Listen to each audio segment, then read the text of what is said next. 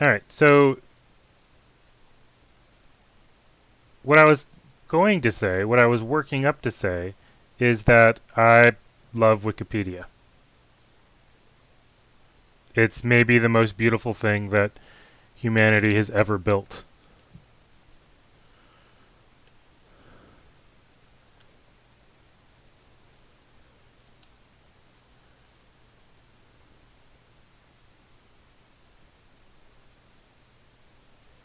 So, Wikipedia is actually super accurate, especially for math and science.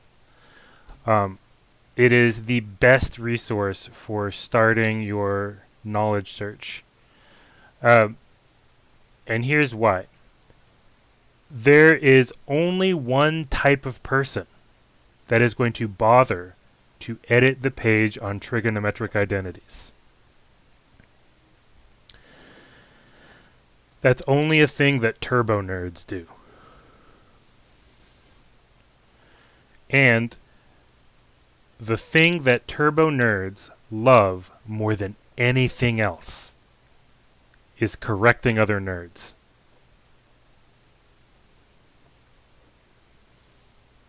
So,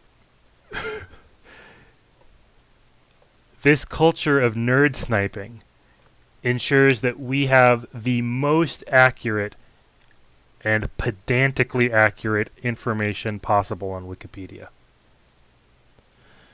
Um,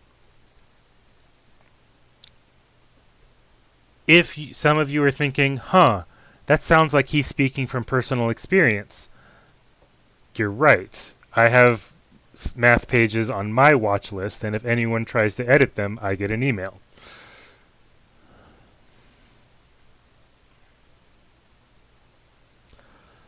So,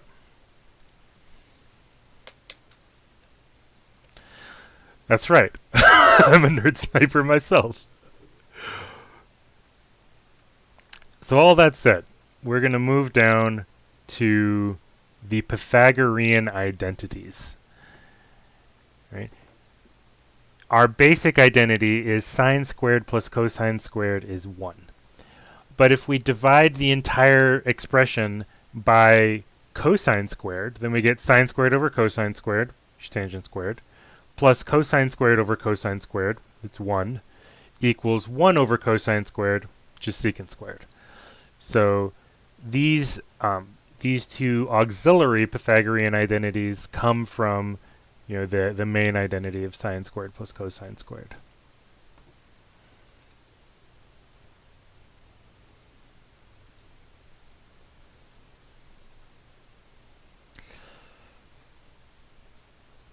All right. Back to the problem at hand. So now we can say 3 equals 30 tangent theta minus 45 over 4 tangent squared theta plus 1.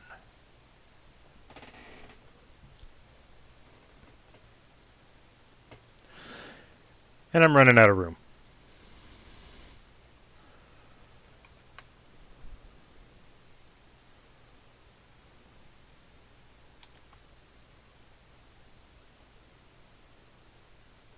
Let's bring this to the top and finish it off.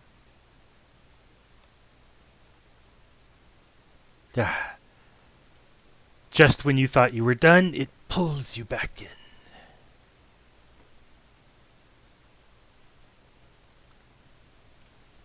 All right, so we get 0 on the left-hand side. I'm going to bring that 3 over to the right-hand side. Equals minus 45 over 4 tangent squared theta plus 30 tangent theta minus 45 over 4 minus 3. All right, what does that look like to you all? Yeah, this is a quadratic formula time. So this bit here, that's going to be our A. This bit here, that's our B. And then these here, that's our C. So Yusuf, there are problems where it's appropriate to seek an approximate solution by graphing it. But if an exact solution is available, much better to use an exact method than an approximate method.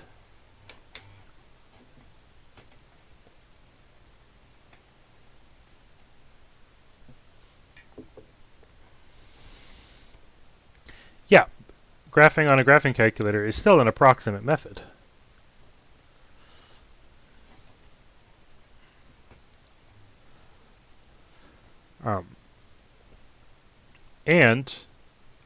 So root finding in general is a numerically approximate method. So if you've had calculus 1, you'll have studied Newton's method for root finding, and that's basically what your graphing calculator is doing. Are we using the Pythagorean theorem now? We are not. So we used the Pythagorean identities. I know Pythagoras has got his name attached to a lot of stuff, but we're not using the Pythagorean theorem.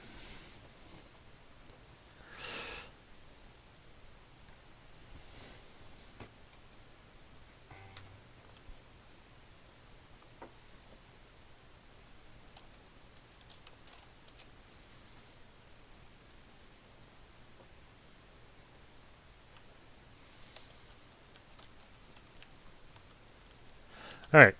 So anyone want to plug these numbers into a quadratic formula calculator?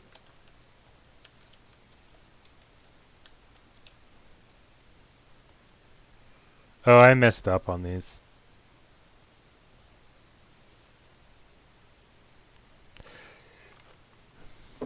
I couldn't find my notes from the last time I did this problem, and so I just put numbers for the distance and velocity. I made an error. The numbers that I chose actually come out to not have a real solution.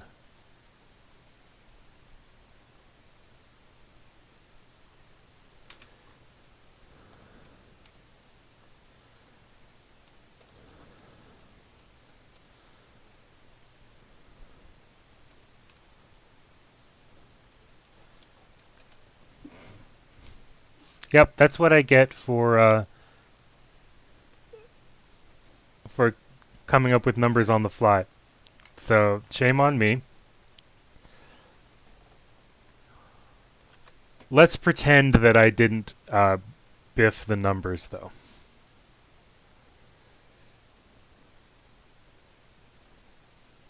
So what happened is I chose a distance and a velocity such that when we go to solve this, we get a negative number under the radical for the quadratic equation.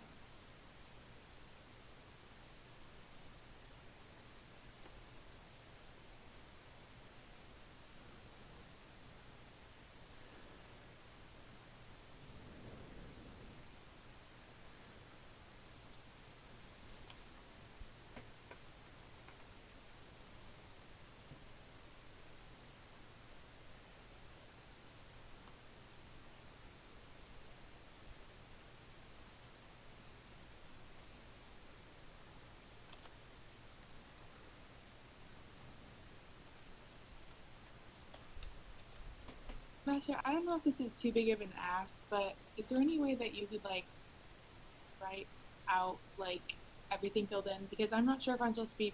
Do I put 30 or do I put 30 tangent angle with inside of the quadratic? That's a good question. So here, our quote unquote variable for the problem is not x but tangent theta. So tangent theta is going to equal negative b, so minus 30, plus or minus the square root of b squared minus 4a c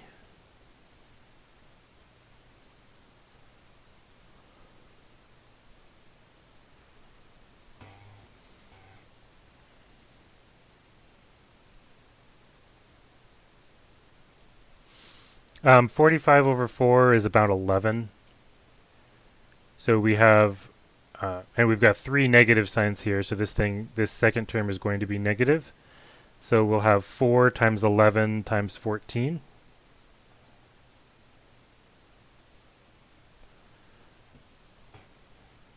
Wait a minute. Hold After on. I plugged Nope. it in, it is giving me a positive number. Yeah, nope. Okay. So my numbers were fine after all. Pretend that I didn't complain about them to begin with. And then all over 2a. I don't understand what you did to get from the first and second equation. So okay, so line A here, this was copied from the first board. To get to line B, subtracted 3 from both sides so that we would have a 0 on the left-hand side, which is what we need for the quadratic equation. And then also distributed this minus 45 over 4 to both the tangent squared and the 1. Okay, so we're going to use Letitia's values because I've already spent long enough feeling self-conscious about the numbers I chose. So when we solve through this, we get tangent theta is equal to either 0.618 or 2.05. So if tangent theta is equal to these two things, now we can use arctangent to get the actual angle. So the arctangent of 0.618 is 31.7 degrees, and the arctangent of 2.05 is 64 degrees. And so actually we get both answers for theta 1 and theta 2. We get them both at the same time. The minimum angle that our kicker has to aim is 31.7 degrees, and the maximum angle they can aim at is 64 degrees. Wait, so what math did we just do to get, like, can you, did we just divide it? What did we do? I mean, you're saying arctangent, can I see what you do to get there? Yeah, so arctangent is the inverse function of tangent.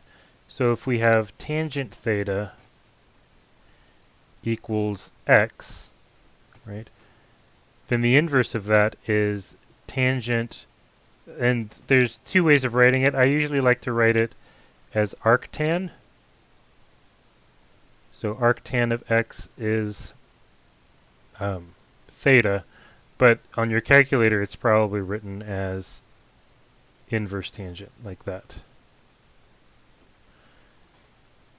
So then did you type in 0.618 and, like, so how did you do it on the calculator to get to 31.7? Yep, I typed in 0.618 and then hit my arctan button. Okay.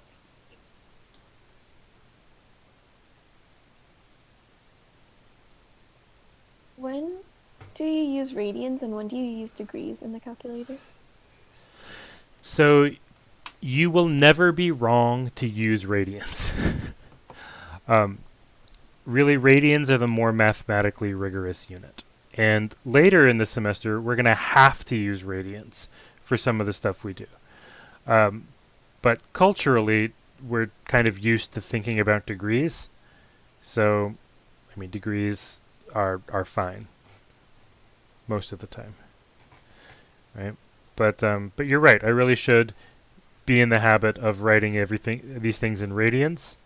So 31.7 degrees is about pi over 6 radians, and 64 degrees is about pi over 3 radians. Professor, I might have a silly question, but when I put arctangent 0.618 in my calculator, I'm getting 0.553. You're probably in radians, because 0.553 is about pi over 6. I have to figure out how to switch it to. What do I have to switch it to? To degrees, you don't have to switch to degrees. You can just note your answer in radians. Okay. Shift mode degree. Thank you. Sorry, I guess I just want to understand. If we were to write the answer in radians, would our final answer just be 0.553? That's right. Okay. Just put units on the end there. What units would those be? Just radians. Okay.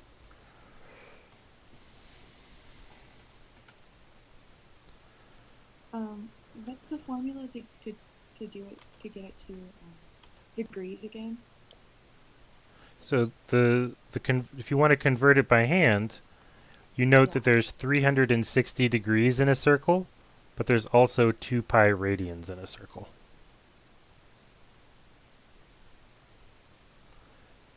Okay, so then we just plug in. So if you have theta degrees, and you multiply that by 2 pi over 360, well, now you're in radians. So I would put 0.553 where the theta is. Well, no, 0.553 is in radians, so if you wanted to convert it back, it would be the other way. Right? Think about your dimensional analysis from chemistry. I'm sorry. I'm sorry? I said, sorry, it's been a while since I've done this kind of math, so I have to refresh. That's perfectly all right. So, I assume you've had chemistry recently? Yes. So, think about it as dimensional analysis. So, if you have 0.553 radians, and you know that that 360 degrees is the same as 2 pi radians, then if you multiply by that, you get an answer in degrees. Right? Because then your units of radians will cancel off.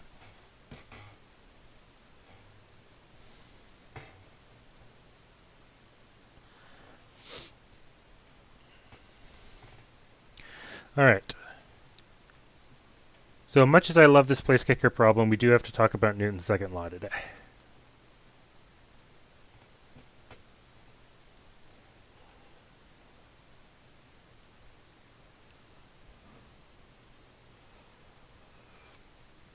So in kinematics, we were concerned only with how things moved. We didn't really concern ourselves with why. But with Newton's law, now we're concerned with why do things move. And it actually took a lot of guesswork and trying before we figured out that the proper quantity to keep track of was the mass of an object times its acceleration. Right? For a long time, scientists were tried combinations of velocity, of weight, of mass, and it took a while to settle on this form.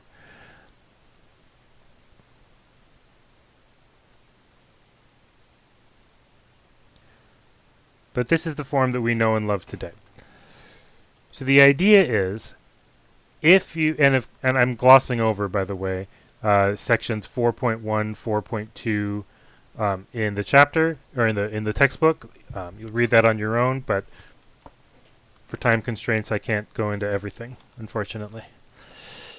So the form that we know and love today is if we add up all the forces that are on an object, what we will get is a quantity that's equal to its mass times its acceleration. And once we know its acceleration, we know how to deal with that because we just spent a week working on kinematics. So once we know the sum of forces on an object, we know its acceleration, and if we know its acceleration, we can describe its movement. So that's the idea here.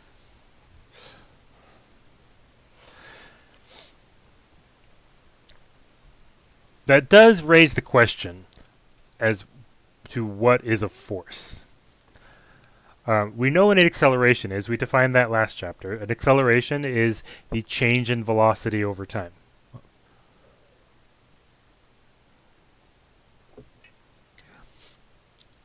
A force then has to be some interaction that has the potential to cause a change in acceleration, or that has a potential to cause acceleration. And we're going to deal with only a very limited set of forces in this class.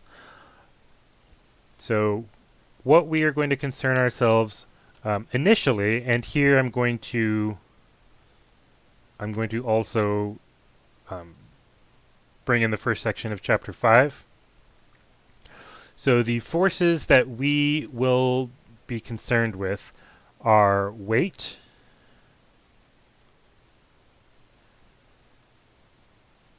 normal force,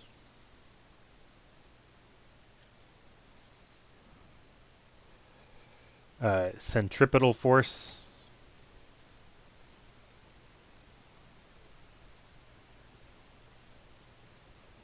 normal force. I already put normal force. I meant frictional force. And good old pushing.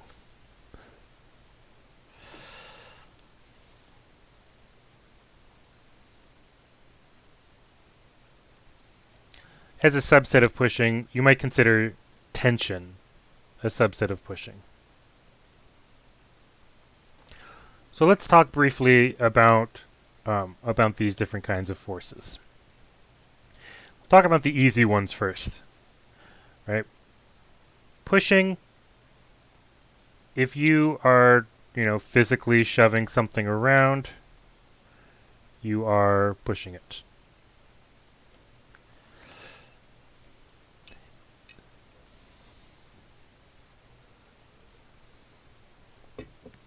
The weight is something we're all familiar with. Weight goes down, right? Not necessarily in the negative direction, but down toward the Earth. And it's the result of the net, gravitational attraction between yourself and the Earth.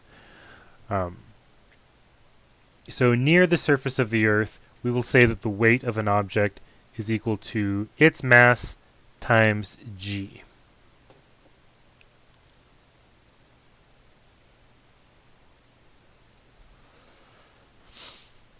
Normal force is for surfaces. So if you have an object on a surface, the surface does not want to get smushed by the weight of the object, so it pushes back.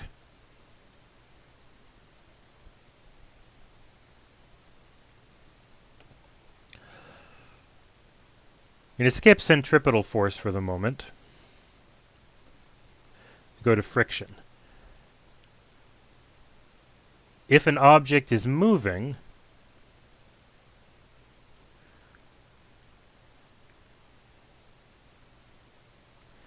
then friction is the force that resists the movement.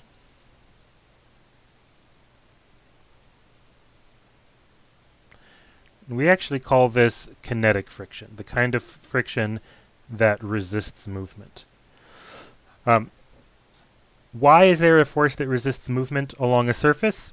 It's just because both the object that's being shoved across the surface and the surface itself are rough on the atomic scale, and so there's forces between the atoms in the actual objects that at this scale of physics we're not going to consider at all. That's for next semester. When you take 152, you'll deal with electrostatic forces. Those are the forces that actually give rise to friction. But for our purposes here, we're going to look at friction as a force all its own. There's also a kind of friction that just resists being moved altogether.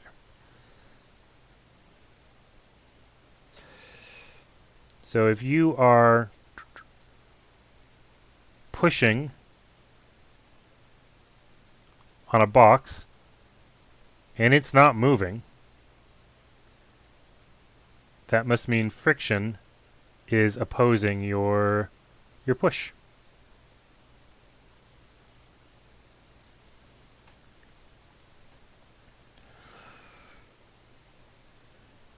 Tension is for, like, we're going to start off by thinking of tension as a force that ropes exert.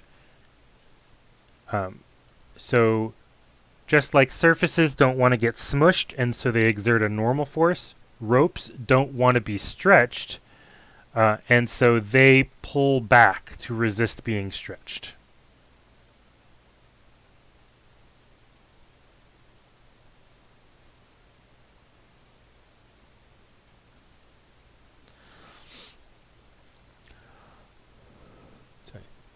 Below the arrow under the block for weight, is that no? No, it's just mg, but my handwriting is not amazing.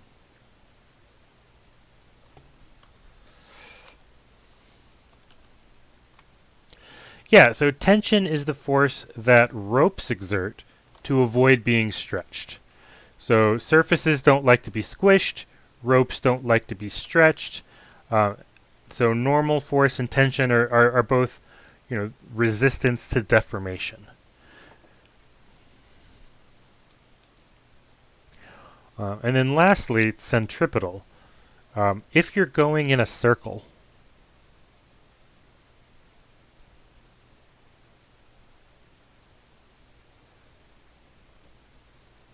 then centripetal force is the amount of force that it takes to continue doing a left turn around this circle, or a right turn if you're going clockwise. But the amount of force it takes to stay on a circular path is centripetal force.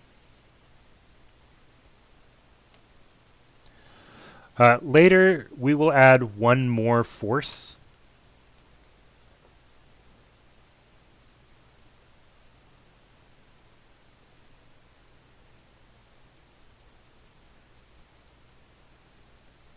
Well, actually, there's no reason not to talk about it now, I guess. We'll just mention it now. Springs.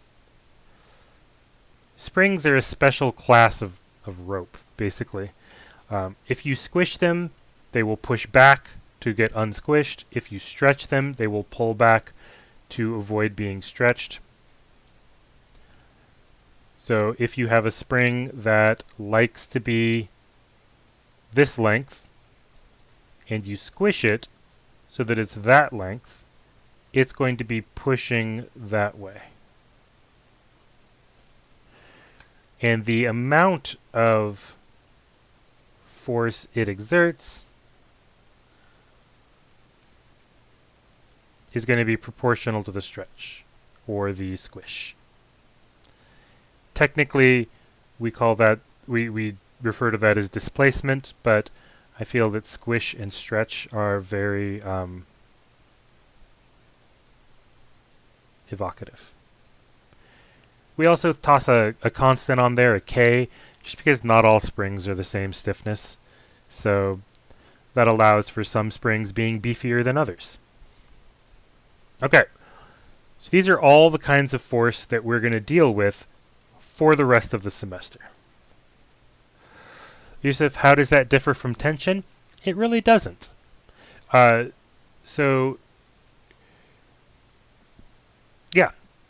Springs, even though we use literal springs a lot, like the shocks of your car or the windings in a music box, more importantly, we use springs as a model for how other things behave. So spring is a model for how a steel beam behaves under load.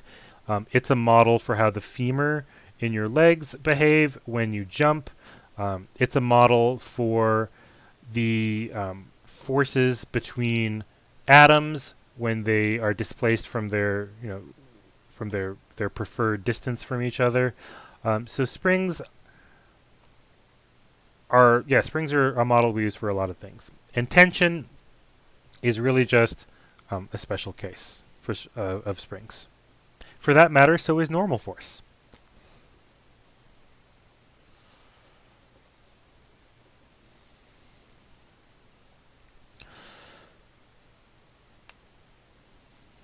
All right. This page might look like a lot. but we're going to use all of it exactly the same way. So it ends up not really mattering that much where the force comes from. How we deal with it is always going to be the same. So we are going to, first of all, we're going to use the same problem-solving strategy we've had before, where we're going to draw a picture. Now, in kinematics, when we drew a picture, we drew in things like velocity and position. In force problems, we're not going to be so concerned with velocity and position. Instead, we're going to draw in the forces. Once we've got the forces drawn in, we're still going to pick a coordinate system. Okay. So we're going to draw a picture with forces. Your book calls this a free body diagram. That seems a little fancy of a name for me, but that's what they mean. They just mean draw a picture with all the forces detailed as arrows. We're still going to pick a coordinate system. We're still going to break down all of our forces as vectors, because the direction of a force matters. We're still going to turn to our toolbox and get out some physics, except now that we're dealing with forces, we only have one tool. It's always Newton's second law. And then finally, we will do whatever math is required of us to isolate the variable we want.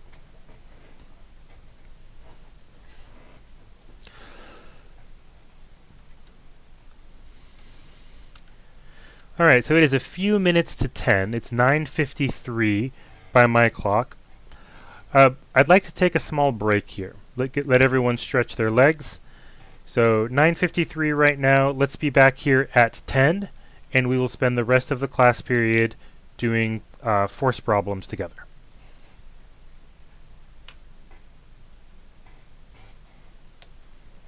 All right, so I will see you all in 7 minutes.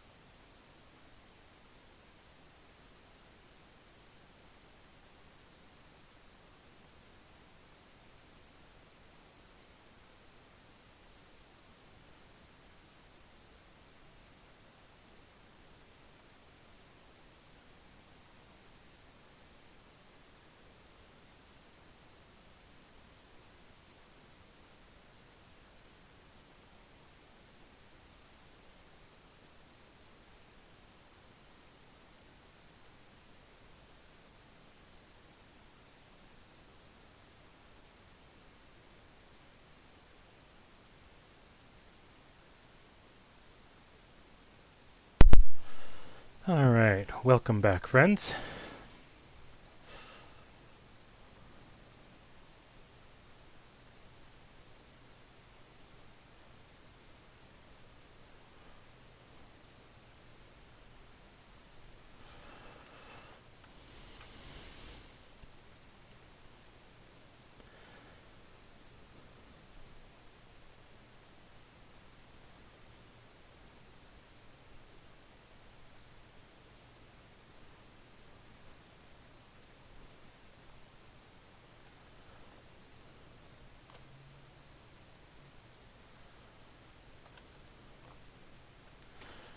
All right, I'm going to pull some questions from the OpenStax book that kind of illustrates what's going on here.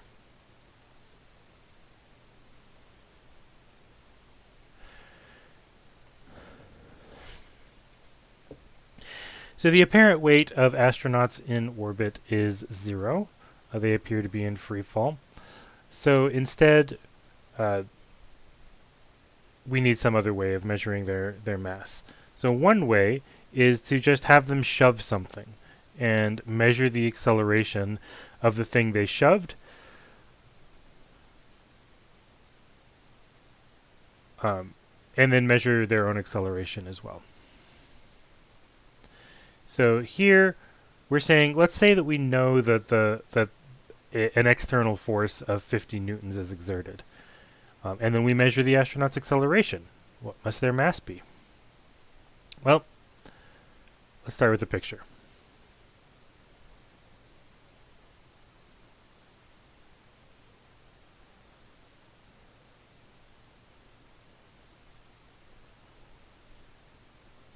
I'm not going to try and draw a spacesuit.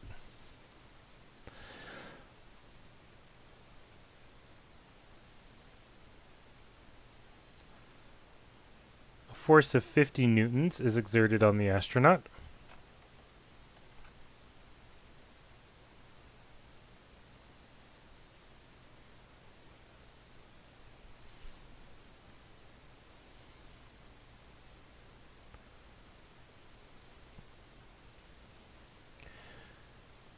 And in this case, that's the only force we've got. So we're done drawing the picture.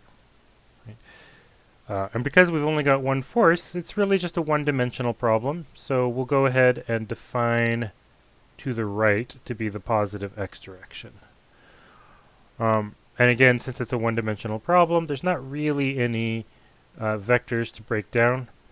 But we'll say that the pushing force is equal to 50.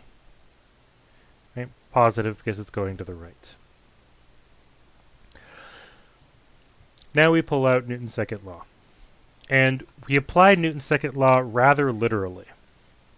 Right? So the sum of forces is equal to mass times acceleration. And we start off working the left-hand side of this formula here. So we just add up all the forces. So if we had a two-dimensional problem, just like in the kinematics, we'd have to do this separately for the x and the y direction. But here we have only the x direction. So the sum of forces is just actually this one force. So it's just 50 equals m, and then our acceleration is 0.893. Seems oddly specific, but okay. And then we're going to finish it off by doing the math. So the mass of the astronaut has got to be 50 divided by 0.893.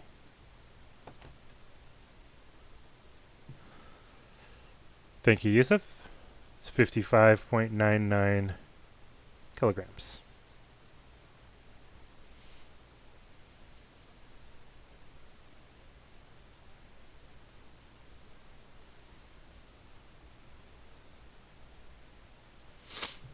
Guess we should spend a moment explaining how newtons divided by meters per second squared gives us a kilogram. But actually, newton is a compound unit. So in the SI system, we have some base units. And our typical base units are like kilograms, meters, seconds.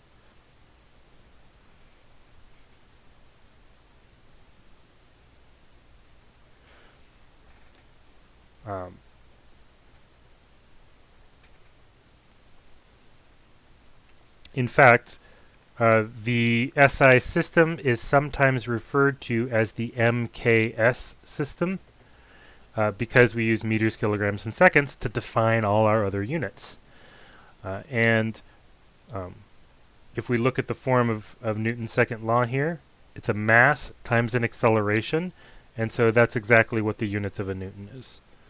So a Newton is a mass, kilograms, times an acceleration, which is a meter per second squared.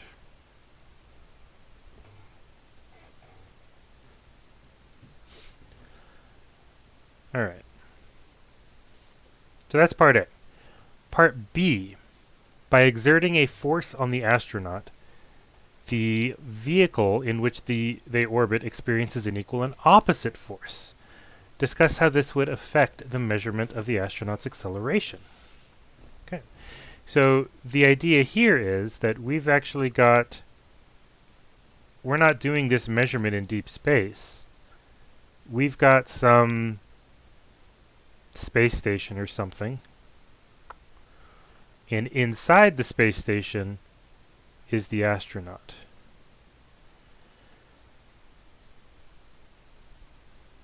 And how are we going to measure acceleration? By pushing on them? Well, maybe we've got some hash marks on the wall or something, or we're measuring the movement relative to this hatch, right? So we're watching very carefully, and when the astronaut passes one end of the door, we start the timer, and when they pass the other side of the door, we stop the timer, and we know how wide the door is, so we calculate velocity. So maybe we do something like that. But however we decide to do it, if we shove the astronaut to the right using something that is attached to the space station, so maybe we've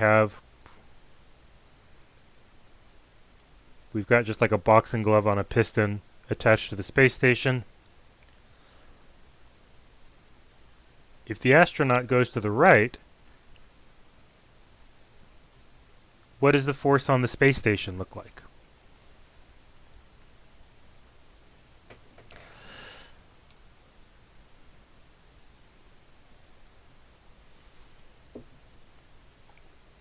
Yeah, it's equal but opposite. So that's Newton's third law. So this is what we're using to do our calculating is Newton's second law. But Newton's third law is also a thing. If you've got two objects and one exerts this force on two, then two is also exerting a force on one, same magnitude, opposite direction.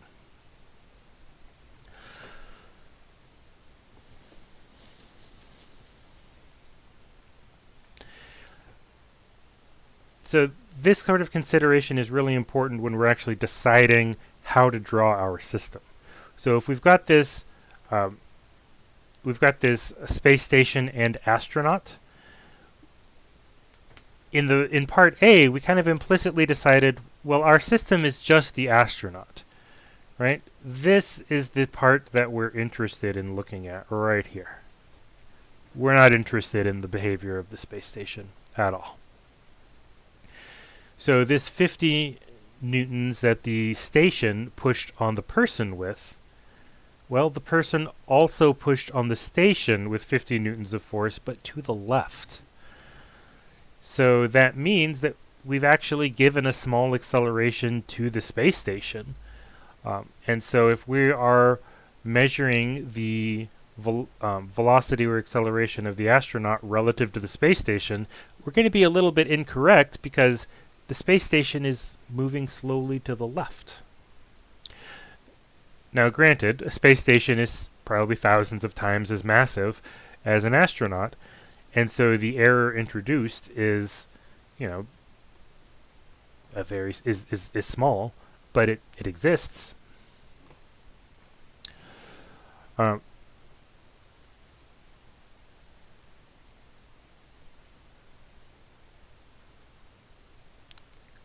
It is worth noting that we could also have said, well, actually, our system is everything but everything except for the astronaut. It's the space station only, not the astronaut. And then we could measure the the acceleration that the space station underwent, and that would be a way of measuring the force exerted if we knew the mass of the space station. The third option for how to draw the system would be just everything. It's both of them. It's the space station and it's the astronaut. But if we draw it like that, nothing interesting happens because there are no forces coming from outside the system. Right? Newton's second law says that the force of the station on the person is equal and opposite to the force of the person on the station. So when we when we add them together, they're going to cancel out. We get 0. So drawing the system so that it includes both the station and the astronaut is uninteresting in this case. But it could be useful in other cases. Does anyone have an idea on how we could measure the mass of this astronaut without moving the station?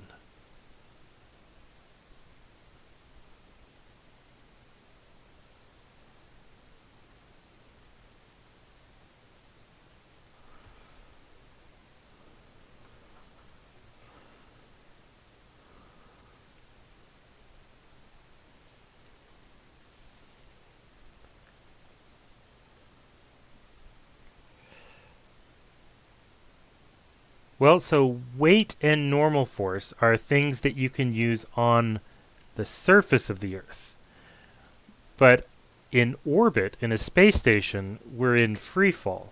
So there's not, right? So you're not really pressing your weight against the floor. And mass scales work by measuring the normal force that the scale has to exert. So anything that relies on there being a gravitationally down direction isn't going to work in orbit because there's no down.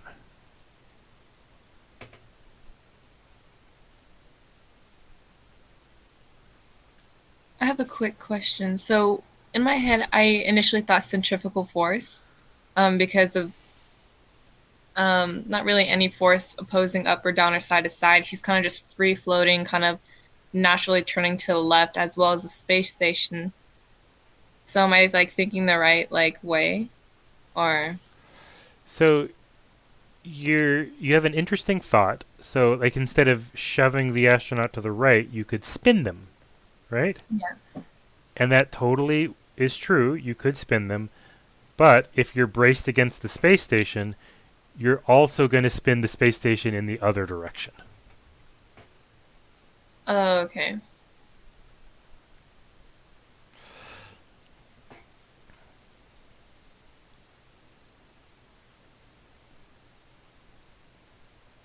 So I think the best idea here is if you have another astronaut around, which you must, because there's got to be an astronaut making the measurements, right? If you have another astronaut, have them both float and shove each other. They will both move backwards, but they won't have braced themselves on the station to do it.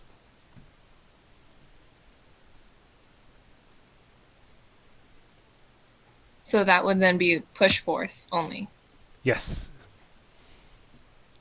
You'd still have to have some way of measuring the pushing force that they're both exerting on each other, but I mean that's doable. You could put like a, one of those exercise bands they use between them.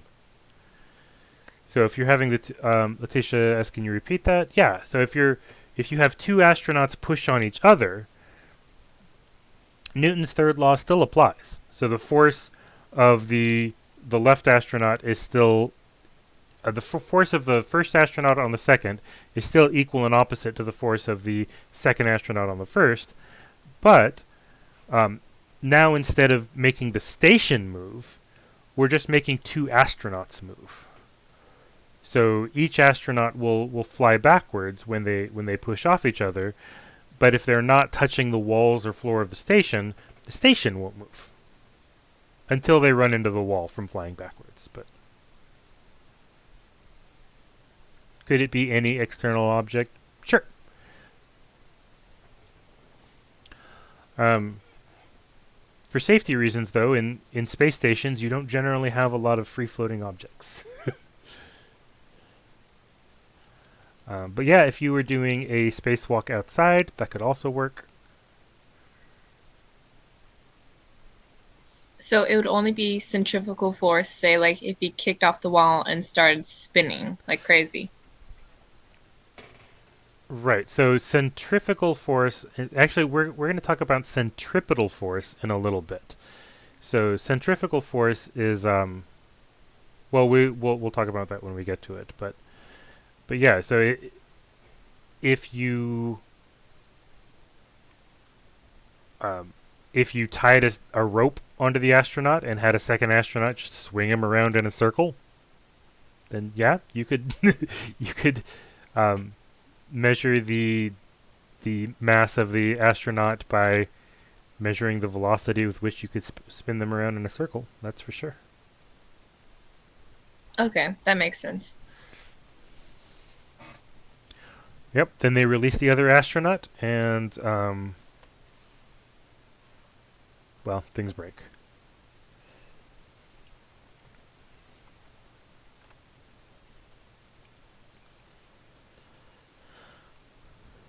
The final part is just asking, can you imagine a way to measure an astronaut's acceleration without disturbing the space station?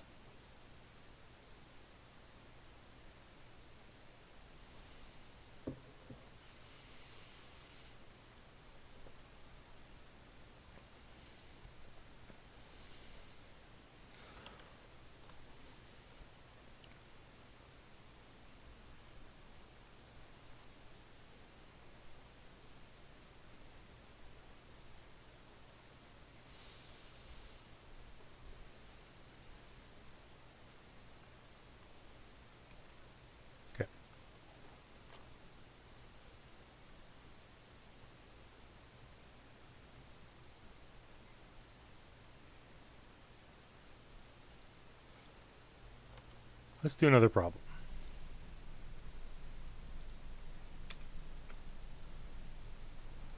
Gymnast on a trampoline.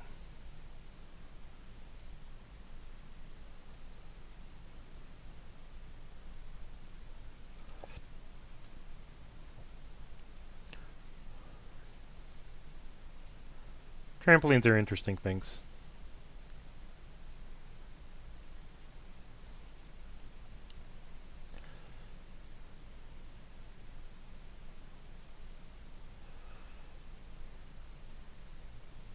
So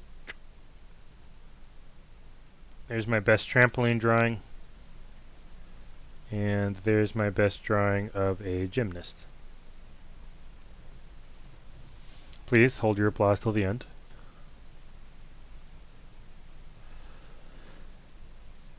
So let's draw in the forces on this gymnast. So since we're on the ground, like we're on Earth instead of up in orbit, there's always going to be a weight going on. So the gymnast's weight is going to come into it. They're on a surface as well. So there's going to be some normal force.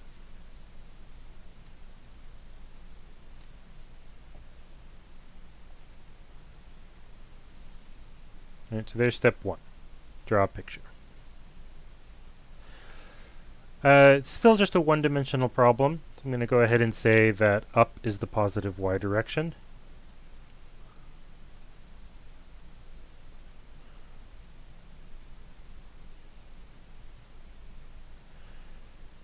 We're going to do some vector breakdowns. This is still not too heavy since we've still only got a one-dimensional problem here. But the weight of this gymnast is going to be, it's pointing down, which we've said is the negative direction. So it's going to be negative 45, which is the mass of the gymnast, times 10, which is g. So it'll be negative 450. And n is some number. We don't know what the number is, but we do know it's pointing up.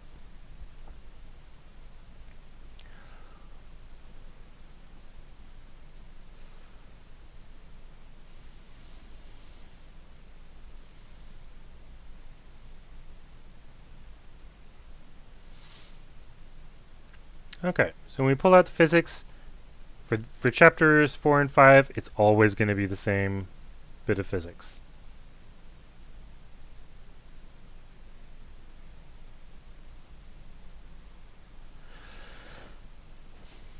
So we're going to work the left-hand side of this equation first. We're going to just sum up all the forces in the y direction here. So we have positive n and minus 450 for the weight equals, in fact, before we even plug in numbers, let's get in the habit of doing that last. So normal force minus weight equals ma. N is just the variable that I'm using for the normal force.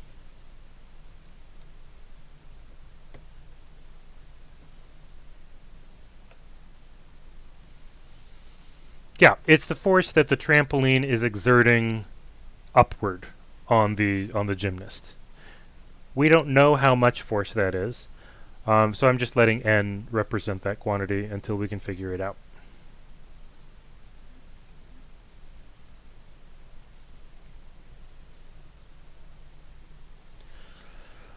Alright, so we have n equals ma plus mg. We just added the weight to the other side of the equation to isolate n by itself.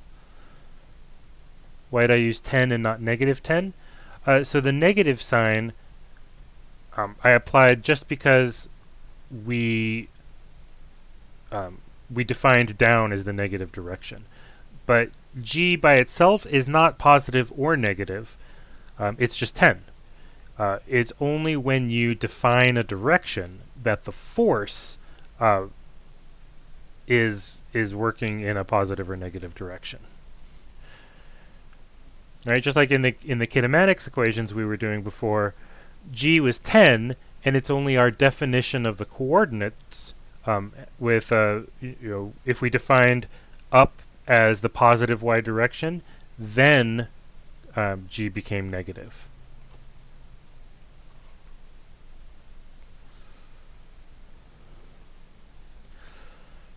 All right, so n equals ma plus mg. We've got everything on the right-hand side of the equation, so we can go ahead and plug in.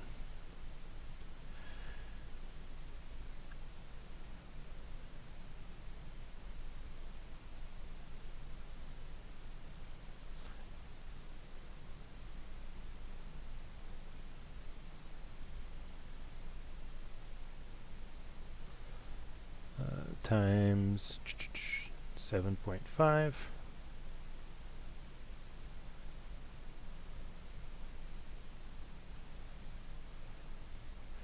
Yusuf, since y is upward is defined as positive, why is gravity not negative? It is.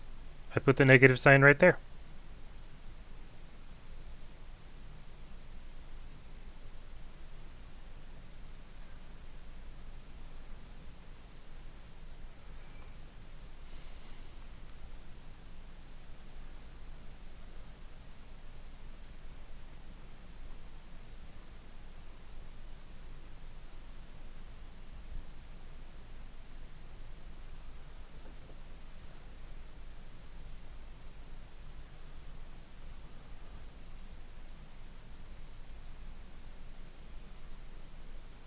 All right, Jasmine says that this number comes out to 787.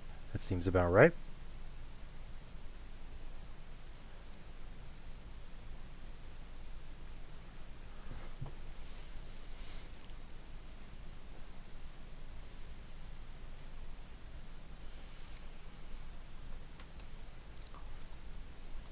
All right. Comments, questions? How do people feel about this one?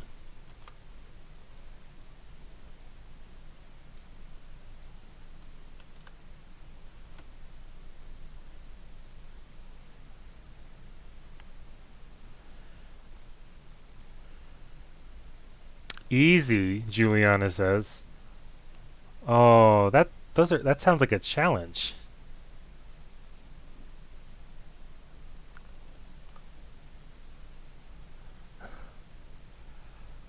All right. Well, when your quiz next week is harder, you all know that you have Juliana to blame.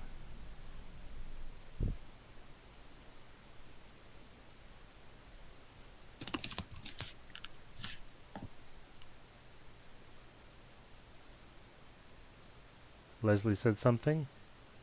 Isn't the 450 supposed to be negative? Yes, and it was. So, but we carried the negative sign outside here.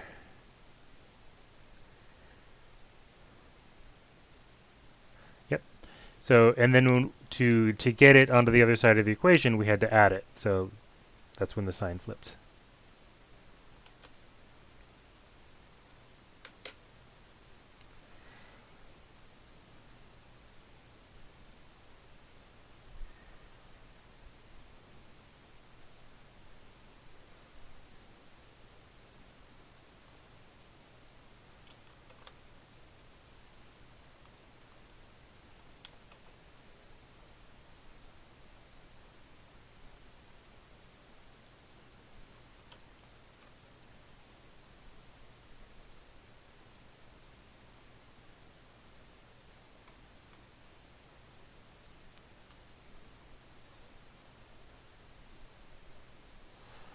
All right. Are we still not feeling so good about the negative signs here? So this negative sign in MG is only an indication of direction.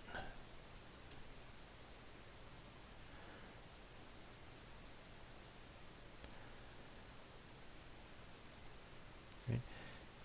So when I wrote down Newton's second law, right, I had already had the yeah, Braden. Maybe that would have been a better way to put it in. So adding the normal force and mg, then subtracting them from both sides, and then when you plug in the numbers, you can see that the negative signs cancel.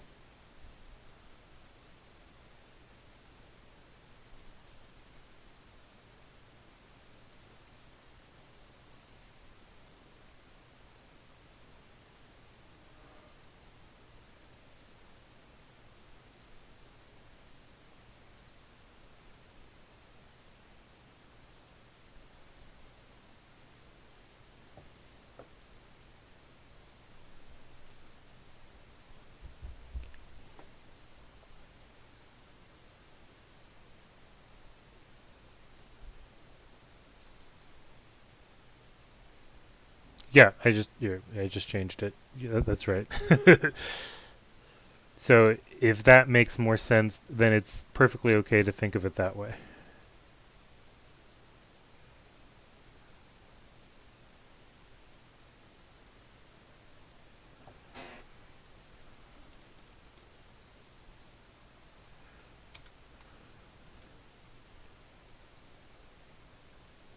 Anyone have braces?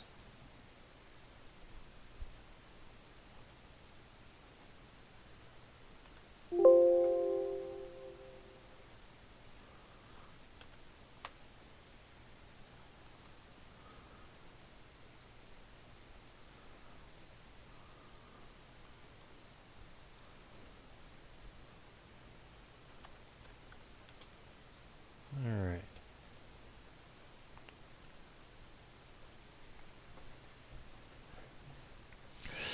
So this is basically how braces work.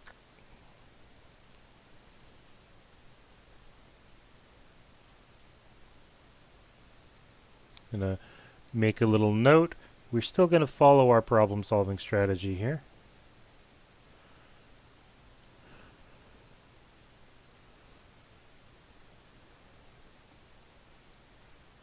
Yeah, Daisy, I can do some more more labeling and even color coding.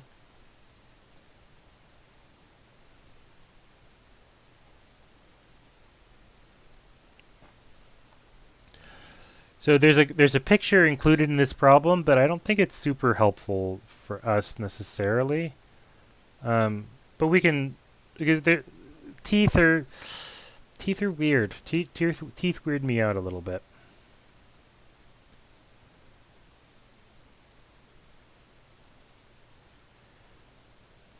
So instead, I'm going to draw it like this.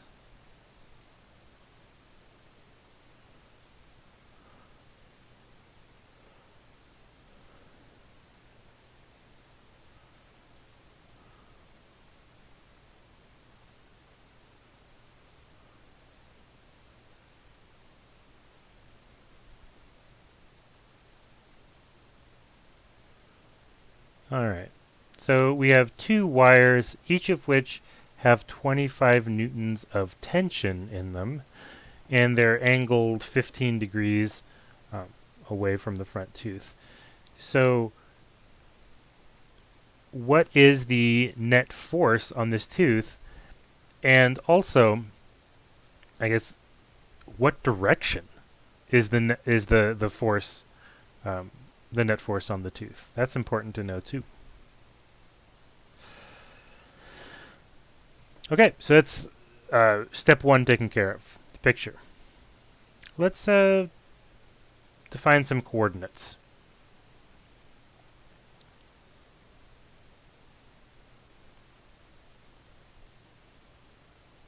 Yeah, net force and the direction. Yeah. That's what we're looking for.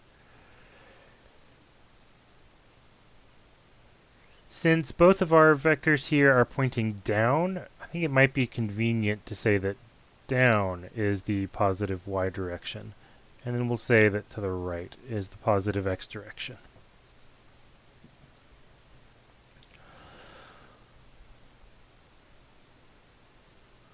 Now we can break up these two vectors. So we have these two vectors, call them T1 and T2. So T1, if we take a look at the angle here, we can see that the x leg of T1 is going to be 25 cosine 15, and the y leg of it is going to be 25 sine 15. This is our first really two-dimensional problem here with forces.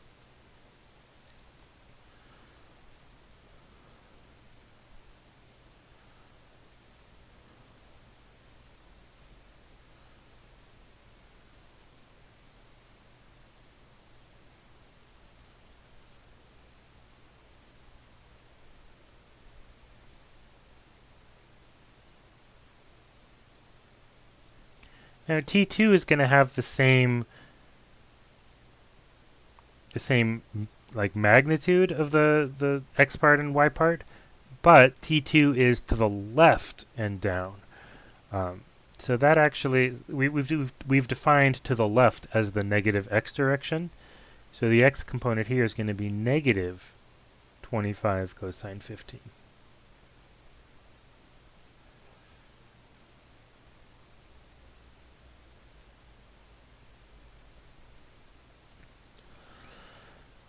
All right, so if we want the net force, right, this is that's basically saying we want the left-hand side of Newton's second law.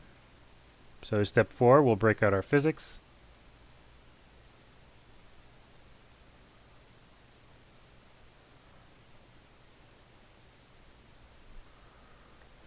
And it's a two-dimensional problem, so we have to apply this in in both directions. So in the y direction, right, the sum of forces in the y direction,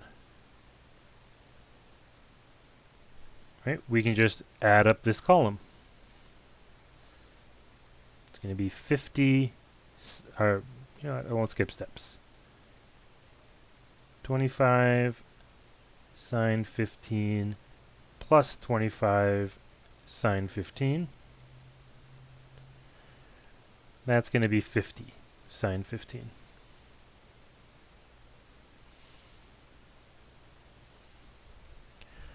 Right, where this piece is from T1, this piece is from T2.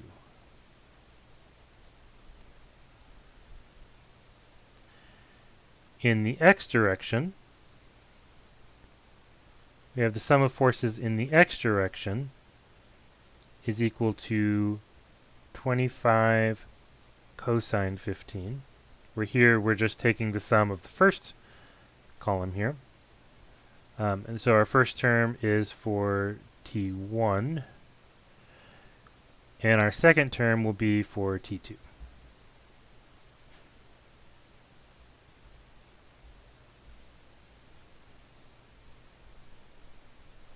And yeah, when we subtract those, we're going to get 0.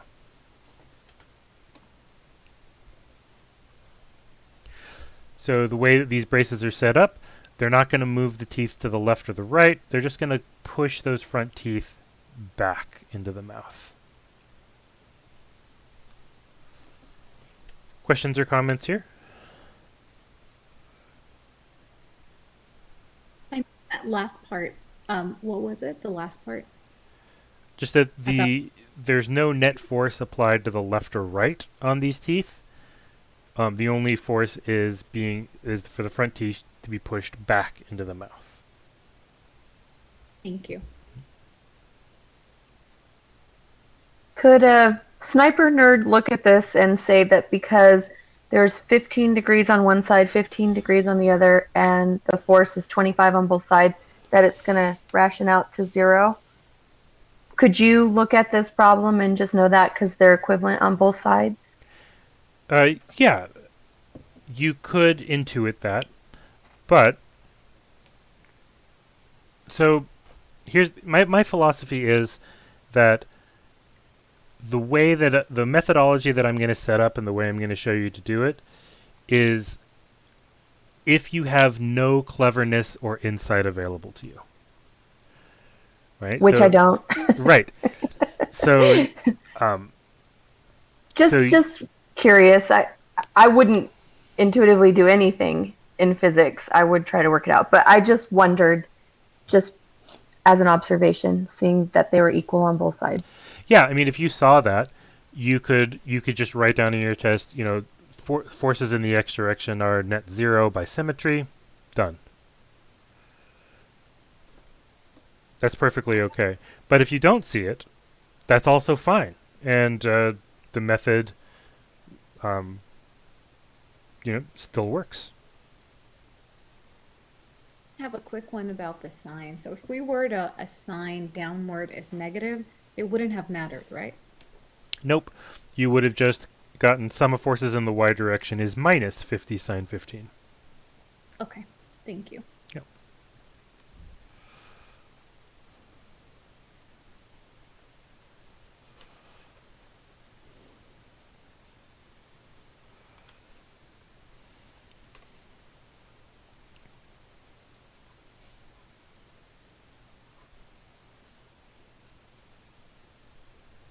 And Chad, yeah, so the force is going to be about 13.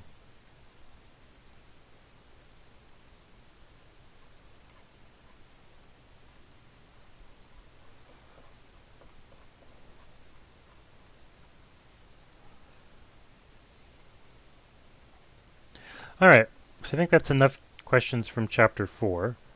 Chapter 4 is about as complicated as it gets for Chapter 4. In Chapter 5, there are some interesting stuff that we want to talk about.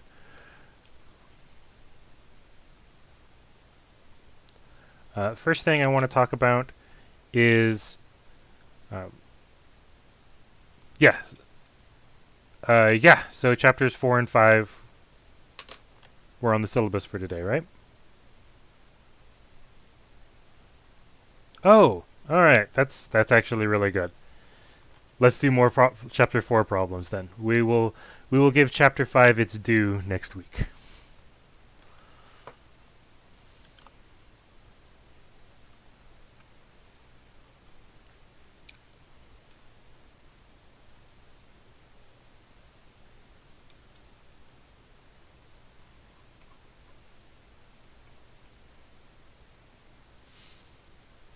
Let's do another one of these questions that kind of weirds me out a bit.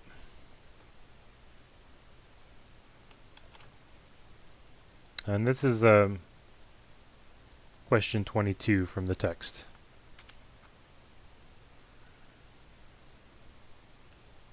Why would you weigh a baby this way? Doesn't make any sense.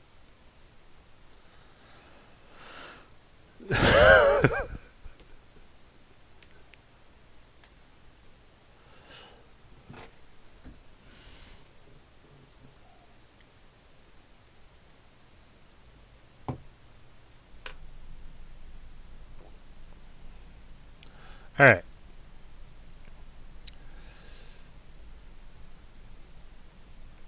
So we've got a picture drawn, and they've actually drawn in all the forces, which is nice.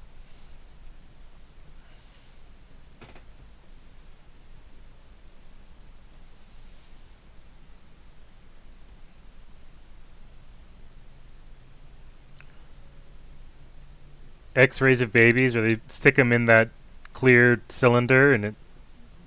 Yeah. No, that's don't Google that if you don't want. Yeah, don't Google that.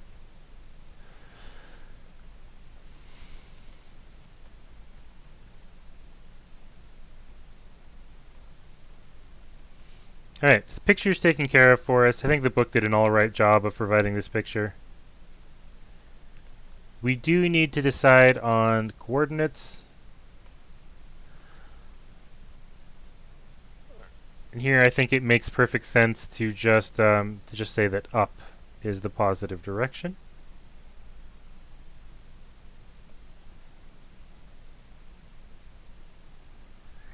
It's a one-dimensional problem, so we don't have to break down any vectors this time. Everything is just in the positive y or negative y direction.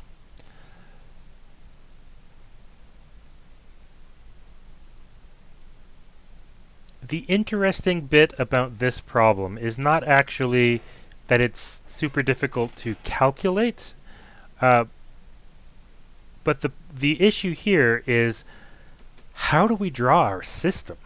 What's the system that we're going to even analyze at a given time? We've got options. So the first option is just the baby.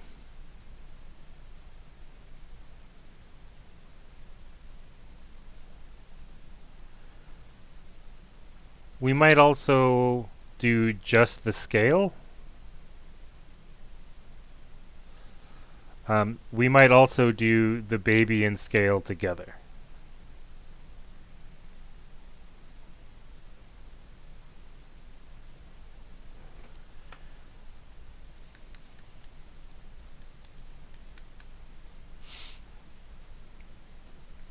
And there is one force that is not on this drawing here, and that's the weight of the scale. So the scale has a mass of 0.5 kilogram, so its weight is going to be about 5 newtons.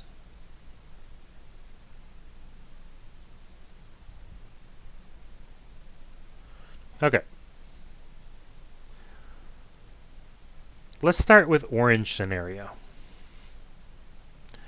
So in orange scenario, sum of forces equals ma. What's the acceleration of this baby?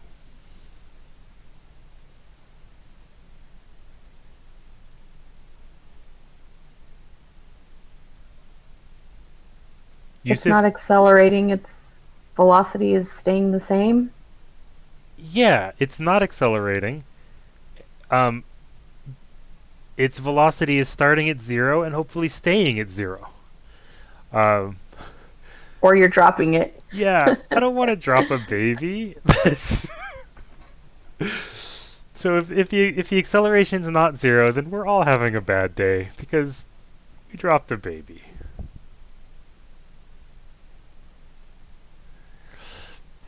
This is what your book calls an equilibrium situation. So by equilibrium, we mean that the sum of forces is 0. So either we have an object that is stationary and remaining stationary, or we have an object that is moving along at a constant velocity. Here we have a stationary baby that is going to remain stationary, darn it. We have two forces that are acting on the baby. Yeah, we absolutely have a force of gravity. So we have tension 1 minus the mass of the baby times gravity. And that equals 0.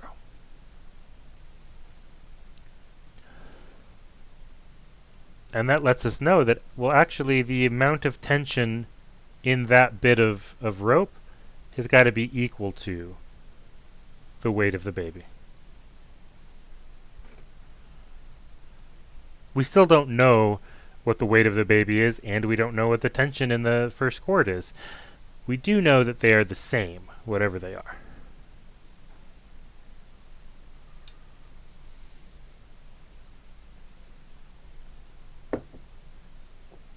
So Letitia, I think you raise a good point. When we say that an object is at equilibrium, we don't mean that there are no forces acting on it.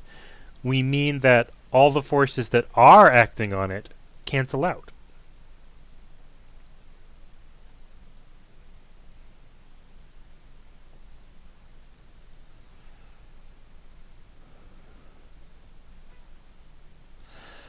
So let's go to pink system. Let's analyze what's going on with this scale. So sum of forces on the scale are equal to ma, and also, hopefully, the scale is remaining stationary. So sum of forces here should also be 0. And we've got two forces that are directly acting on the scale. Well, three forces. We have tension 2 going up. We have the mass of the scale times gravity going down, so the weight of the scale, and we have tension 1 going down.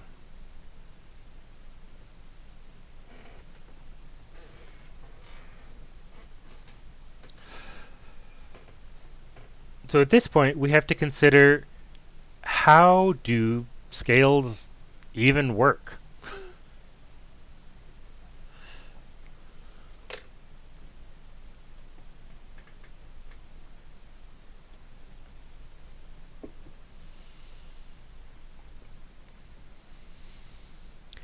So the scale here, it works by measuring how far this spring has to get stretched in order to provide an appropriate force. And then, since we know that the amount of force the spring exerts is linear with stretch, we can actually just calibrate some marks on there, like, hey, if it's stretched this much, it's 50 newtons. If it's stretched this much, it's 100 newtons, etc., etc. So the reading on the scale is going to be equal to the tension in chord 1.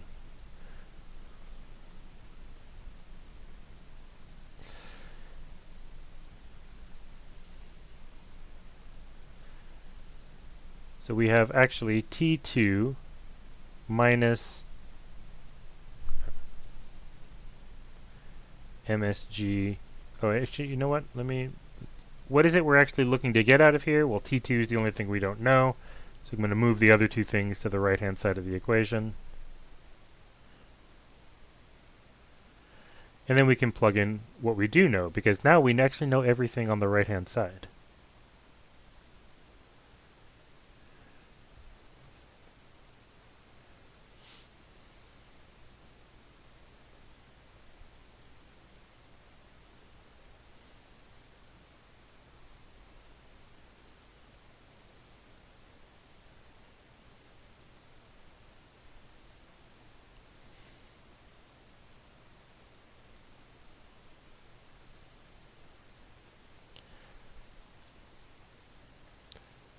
And just because we don't want green to feel left out, let's finish off this problem by considering the green situation.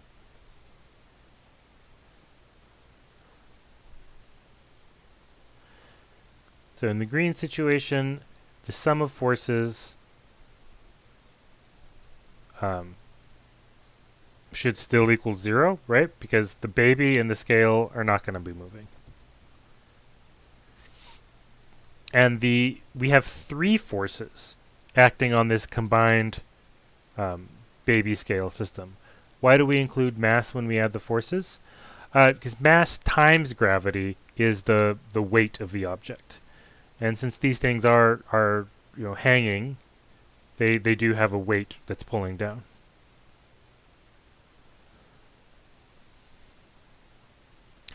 Why is T1 equal to 55? I thought it was 0. So no, T1 can't be 0 because it's supporting the baby. What is true is that the sum of T2 weight of the scale and T1, all of those put together are 0, but none of them are individually 0. All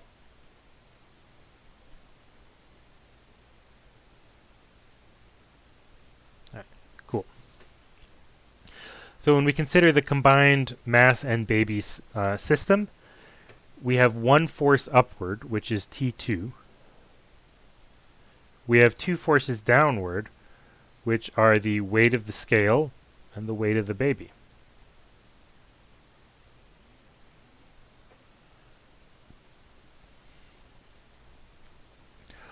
We would like to know the mass of the baby, so I'm actually going to move that term to the right-hand side, divide everything by g.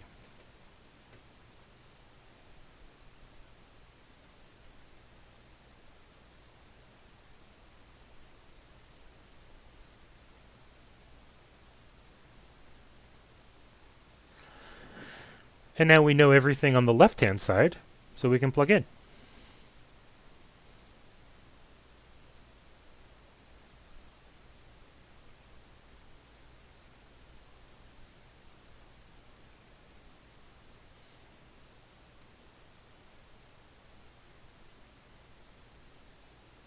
Okay. 5.5 kilograms. So that's like an 11-pound baby. It's a big baby.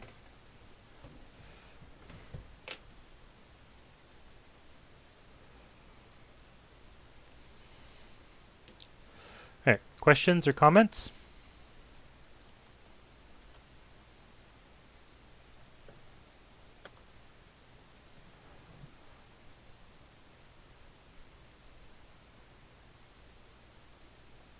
Oh, I have a quick question. Mhm. So for the first one, for the first system, we found that T1 is equal to the weight of the baby, which was 55. And then for the third system, we're just finding like the weight of the baby, including like the scale. Like, like what's the difference between like the first system and like the third?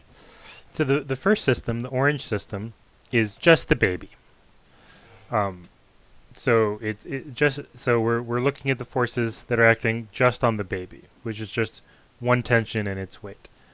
But in the green, yeah, we're combining the scale and the baby together. So T1 actually cancels out because we have a T1 pulling up on the baby and down on the scale, so they cancel out.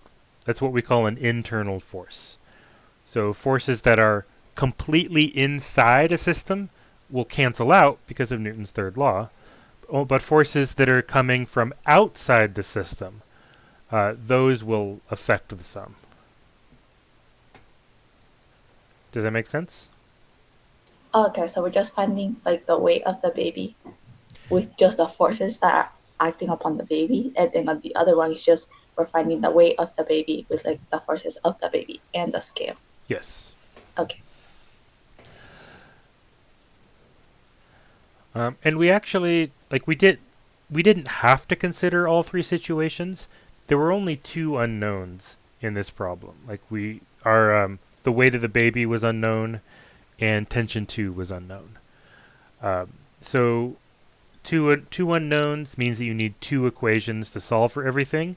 So we could have picked two of these situations, applied Newton's second law, and solved. That would have been perfectly fine. But for teaching purposes, I wanted to look at all three possibilities, and so that you could see how you could get different information out of Newton's second law, depending on what you considered your system to be.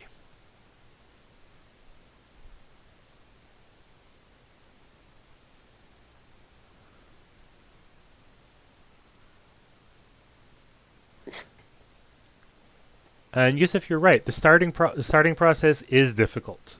So if any of you are chefs, you may know the term mise en place, which is a term from French cooking, which means everything in its place. So before you turn on the heat and actually start cooking something, first you put out all your ingredients, you chop all your vegetables, you set out all the spices, you make sure that you have the right oil, and then you combine it together to make whatever you're going to make. And if you do that, that makes the actual process of cooking relatively easy, but that's only because you did a huge amount of prep work. And the same sort of thing happens here, that we put a lot of effort into the prep work on these problems generally, so that hopefully, once we pull out our physics, things just fall into place.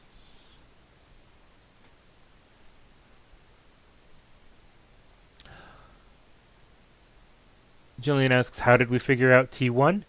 They actually just told us that. So they told us that the reading on the scale was 55 newtons. And by thinking for a minute about how scales work, we realized that actually must be tension 1 that's being read on the scale.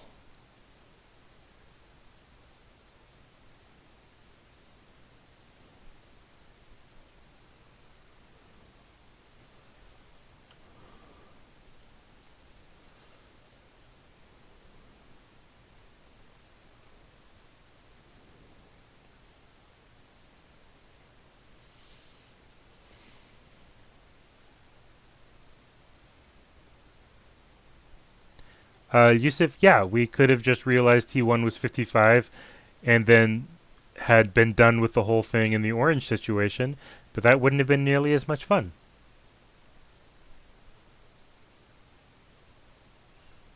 Am I always setting the sum of the force equal to mass times acceleration is 0? Or we're just doing that because acceleration is 0 in this case? Yeah, acceleration is 0 in this case. That won't always be the case. We won't always set it to 0. Right. So when we do our centripetal motion problems, instead of setting it to 0, we'll be setting it to mv squared over r. For example. That's going to be chapter 6. So it'll be a minute till we get there.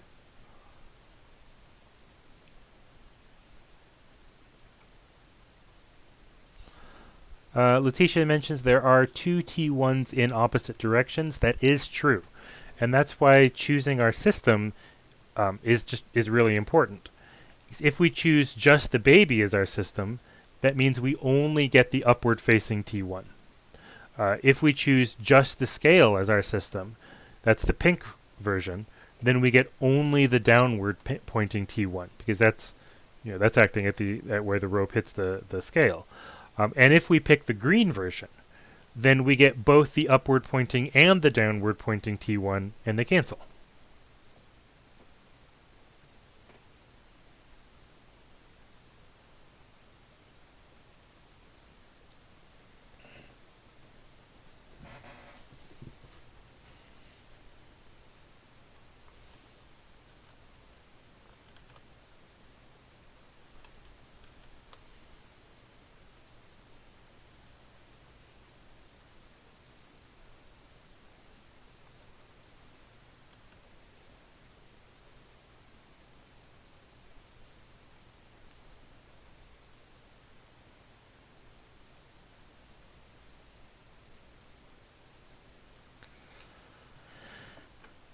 All right, so that's about all the material that I had planned for today. So if you all want to go 10 minutes early, that's fine by me. If you have some other questions that you want to stick around and ask, that's also fine. I'll be here for another 20 minutes until my second section is ready.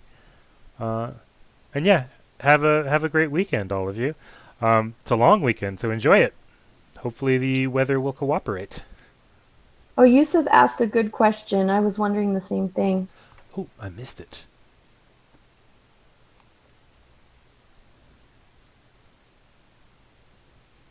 Are you going to be basing test questions from only the problems and exercises section? Yep.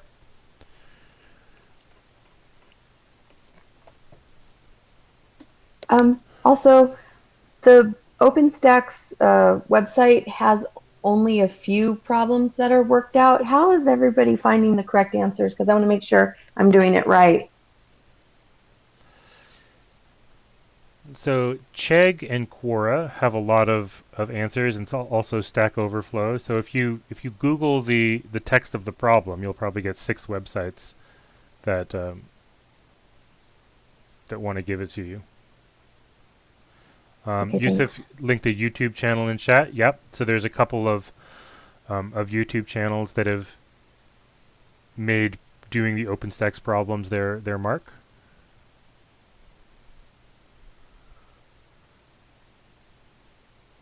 And you can also, if you have any doubt as to whether you're doing it right, you can also come to office hours, or I also am here 20 or 30 minutes before class starts to answer questions.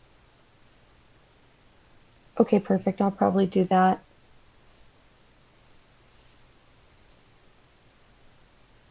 So I have a quick question about my lab. Sure. So I know like you mentioned how the slope of a distance versus time square indicates one half the acceleration. Could you explain like how why is it like one half the acceleration and not acceleration? Because I thought since they have the same units, it would just mean acceleration. That's a really good question, and that comes from our kinematic equation. So, our kinematic equation is something like this, and you're looking at free fall in your lab.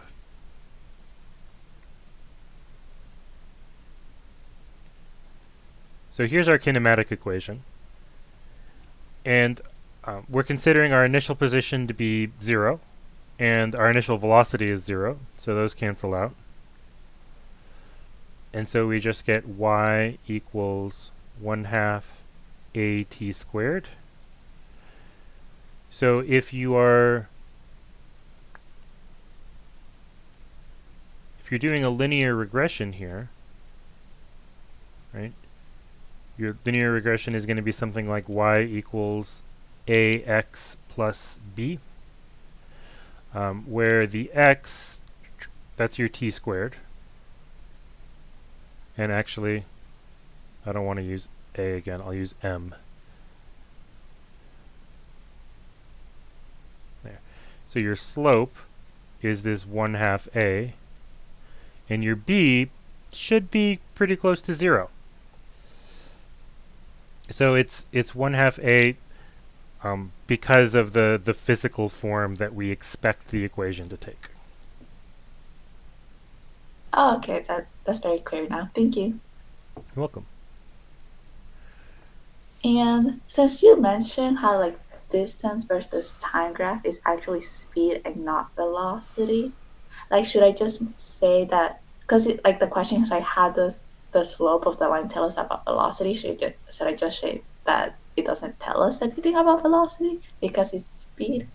Yeah, I mean, you could mention that. Me saying that is a bit of a nerd snipe against the guy who wrote the lab manual.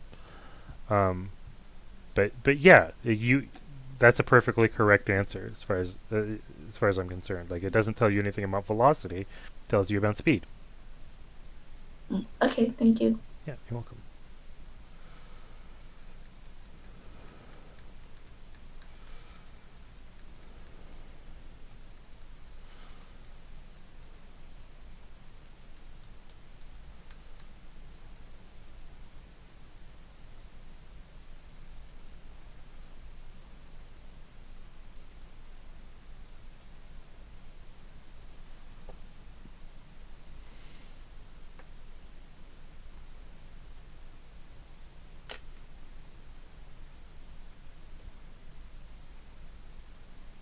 Sorry, I had like another question concerning like the textbook problems. Sure. So I've been trying to do them like on my own, and I've been like spending like 3 hours just like completing half a chapter's worth of problems. Um, do you think in order like in for the sake of time and stuff like that, would I be like missing out on like vital information if I only did like the odds of the textbook problems, or do you still recommend doing every single problem? So more is better. Okay. But if you are strapped for time, then do as many problems from each subsection as it takes for you to feel confident, and then move on to the next subsection. Okay, that sounds like a good idea. I will say that if you took 3 hours to do half a chapter's of work, that's actually pretty fast. So I expect these chapters to take between 6 and 10 hours to work the problems in.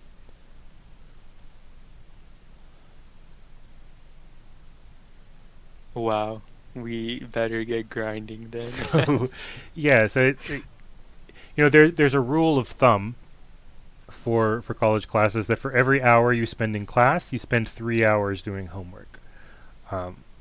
And that's definitely true here. Like you're gonna be in class 3 hours a week. You're almost certainly going to be doing 10 hours of homework a week. For science classes, for sure. For my other classes, that's a myth. Well, yeah. So for your real classes, that's going to be true. And then, I don't know, what are your other classes like? They're just like, political science, liberal arts stuff.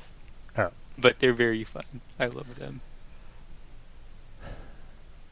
Yeah, I mean, fun is the right way to describe them.